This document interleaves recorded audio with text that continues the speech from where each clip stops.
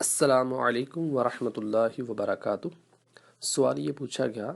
کہ حضرت آسیہ رضی اللہ تعالی عنہا جو کہ فرعون مردود کی بیوی تھی، کیا ان کو زندہ آسمانوں پر اٹھا لیا گیا تھا؟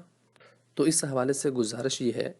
کہ جی بالکل، بعض روایات میں اس طرح کا مفہوم ملتا ہے کہ حضرت آسیہ رضی اللہ تعالی عنہا کو مع جسم آسمان پر اٹھا لیا گیا تھا۔ چنانچہ تفسیر بغوی کے اندر حضرت حسن اور ابن کیسان رضی اللہ تعالی عنہما کا قول نقل کرتے ہوئے فرماتے ہیں، رفع اللہ امرات فرعون الی الجنت فہی فیہا تأکل و تشرب،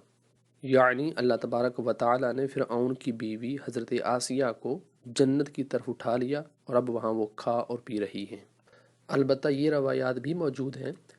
کہ جب فرعون پر حضرت آسیہ رضی اللہ تعالی عنہا کا ایمان ظاہر ہوا تو اس نے بہت زیادہ تکالیف دینا شروع کر دی اور طرح طرح کا ظلم و تشدد کرنا شروع کر دیا، یہاں تک کہ آخر کار اس نے اپنے کرندوں کو کہا کہ بہت بڑی چٹان دے کر لاؤ اور وہ اس کے اوپر گرا دو۔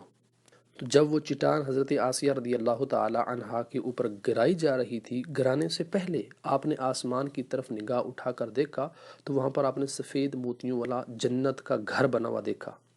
جس سے آپ کا عزم و استقلال، ثابت قدمی، ایمان اور بھی زیادہ بڑھ گیا۔ تو تفاسیر میں موجود ہے ون توزیع روحہا فَأُلْقِيَ الصَّخْرَةُ عَلَى جَسَدٍ لَا روح فِيهِ وَلَمْ تَجِدْ الْمَاءَ، یعنی جب آپ نے آسمان کی طرف اپنا وہ جنتی گھر دیکھا تو اسی حالت میں آپ کی روح پرواز کر گئی، اور اس کے بعد جب چٹان آپ پر گرائی گئی تو وہ ایک خالی بدن پر چٹان گری تھی جس کے اندر کوئی روح وغیرہ نہیں تھی، جس کی وجہ سے آپ کو درد بھی نہیں ہوا تھا۔